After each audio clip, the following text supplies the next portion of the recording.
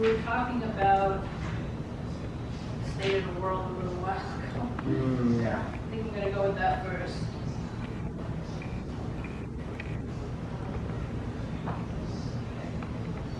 Tattooist Needle Jewish Museum. I come from women starving for sleep, chapped lips stuck to deflated breasts, a prisoner's palm clenched in clothes under his control. His fingers steered me where to crawl, dig and drag, through convoys of skin. He taught me the art of etching. And scraping numbers into arms, I hold drops of dried blood and luck in my tip.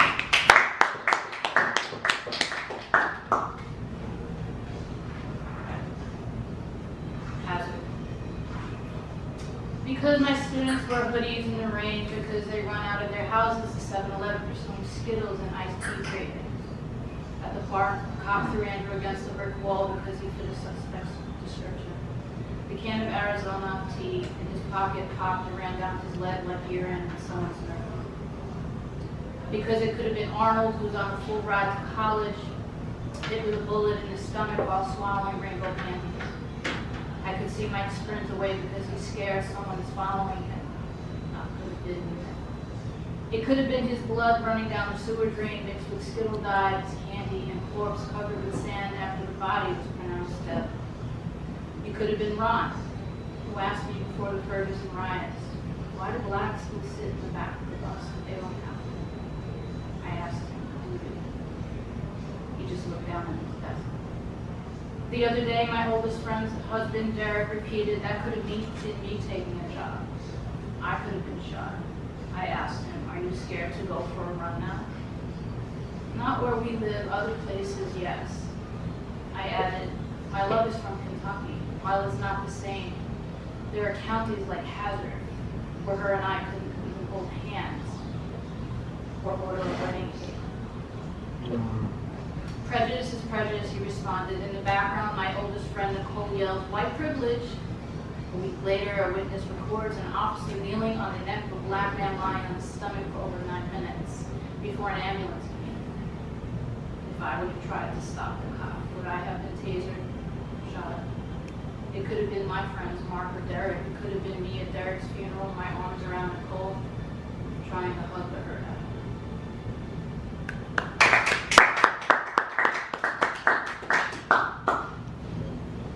It doesn't get lighter, just so you know. So fucked up shit. Sorry. It's true. It's your truth. Yeah, amen. That's right. I've been that kind of woman. I've woken in jeans unzipped, bunched at my hips, clothes when a guy grew too large to handle. Open to women who didn't love, tongues undeserving my taste never found their way. I just teased with weapons. Those days it was all I could give, even a decade after a stranger forced his hands inside me. Between the hour of coming and going, I'd get up and feel for my depression, left it in mattress just to know I was there.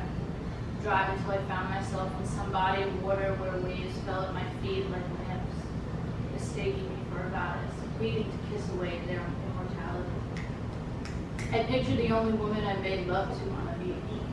She ran to the surf slip, wriggled out of clothes and screamed, coming. I slowed my pace to watch. Her figure waxed the closer I came, low tide writhing against skin under the moonlight. Smirking, she called again, coming. I undressed and folded my arms across my chest. She strolled to me dripping and dropped my hands. You're so beautiful. You have a body like you. Don't cover it up. Don't ever hide it. It was months before I told her being assaulted. Adolescents spent hiding in long sleeves, turtlenecks, jackets zipped up, jeans, even July novels. That night, the body was abandoned, drenched in tenderness. The gauze of her tongue trailed. We became another kind of entity.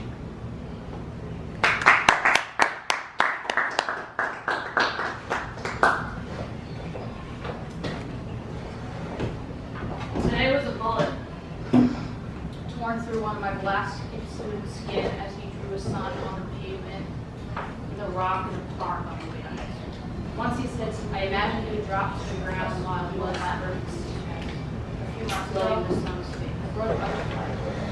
Florida said he was a good kid. His mother tried gluing it, but it died. I didn't have butterflies since my father died. It was Black History Month. I asked him, "Are you ever happy?" Sometimes security guards follow me around stores. I imagine his mother not in the park to cradle his body as he slowly moved into a corpse, and he exited this life for nothing. I want to believe my student's father was a god who were yet to embed, divine enough to grab the cop wrist, twist it, and pull the gun from his hand before it went off. I wish his God, the father, could have stooped down, palmed the policeman's shoulder, and transferred his son's pain to the officer. Watch the blood reverse back into his son's body, like light pulled into a void before skin's door closes.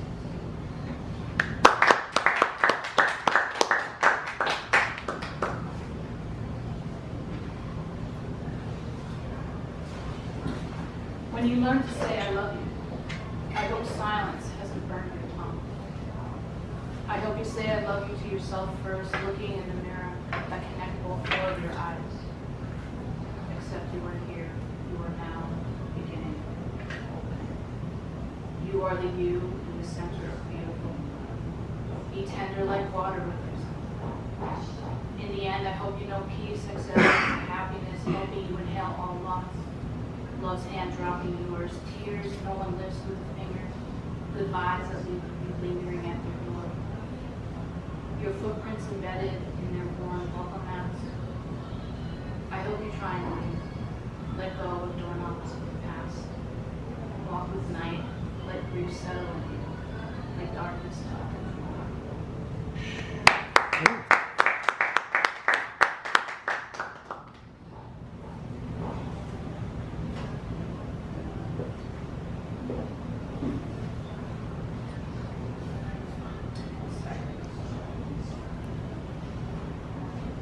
To the first terminally ill student I taught. Swing from a Wisconsin willow, not gone is a stream where frogs still leave, and tease mosquitoes in a brook, from the tire swing into the creek to impress your best friend. Choose the one you long to love and don't know why. Bounce a stone off water to trigger ripples. When she asks if you're lonely, remind her you don't have time to feel that way. Tumble with tumbleweed, pirouetting over railroad tracks on a haybank mimic of mockingbird's iams. Blow dandelions to dust. Chase a rabbit through a maze of cabbage. Make yourself a bed of leaves and fall asleep under an apple tree with your dog. Should have stayed a year. Save cherries you stole from the grove. Lean a seed on your mouth's crown. Roll it with the road of your tongue. Let your smile grow on windmill wings.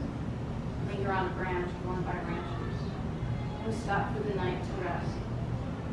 Their barrel bodies on the sycamore bark. Join them when they rise and flow the aqueduct of gulls, hunting, flapping sound. And if you must go when summer is least. When fall has bled its last brown, before earth strips into the bare season, wrapping and removing yourself in a cocoon of leaves.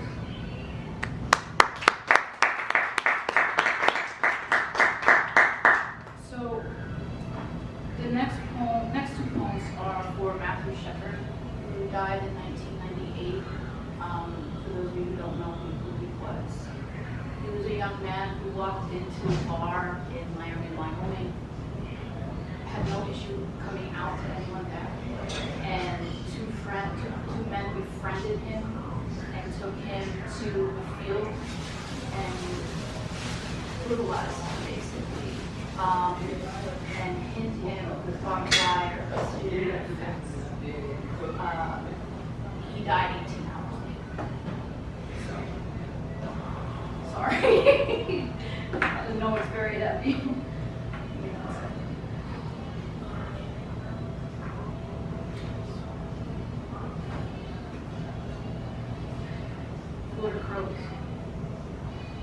In a meadow of forget-me-nots, a farmer bucks barley in Wyoming dark. Inside a chicken coop, his son chews eggs. He takes the best blackberries for breakfast from a bush. boy runs into the house, slams the screen door behind him, he drops an egg, his mother mutters, no milk. 2 miles west in Miami, a bartender wipes the bar, counts his tips and looks at his rusted trailer out on Mountain View. A stray cat rustles through garbage. Jukebox bells, I'll be the Bayonne. 2 men play pool, another introduces himself to Matthew. He buys both around. Soon the 3 set out together. In a pickup truck, a beer bottle rocks back and forth on the floor, striking Matthew's feet. Next to him, a Bible of barbed wire. They drive to a deserted field, maybe filled with forget-me-nots. Rob Matthew of his wallet, shoes, and pistol. They bind his 98-pound frame to the fence, barbed wire, and run into him in the truck. Leave. 18 hours later. A crow pecks at his straw-like hair, slipping on his dented bloody skull. A farmer picks the base bugs. A child rides his bike after blackberries and eggs. He mistakes Matthew for a scarecrow.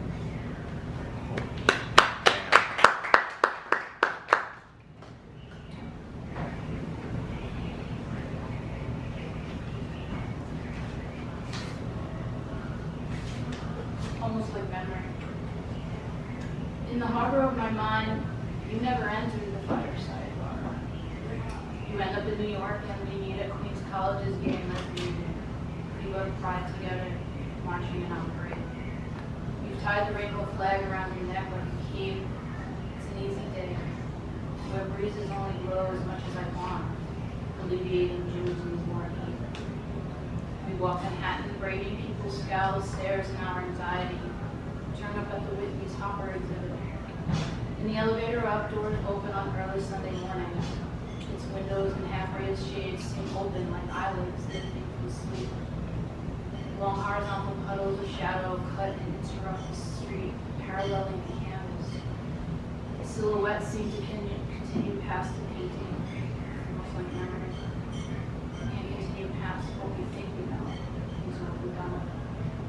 You turn to me, nod, and add, there's a street like this on the rock. We stop at the hotel room. A woman and a girl sits on the side of the bed, hunched over the feet as she holds a blank paper with horizontal folds. If that was a letter of writing, what would it say? You don't answer, you just stare somewhere.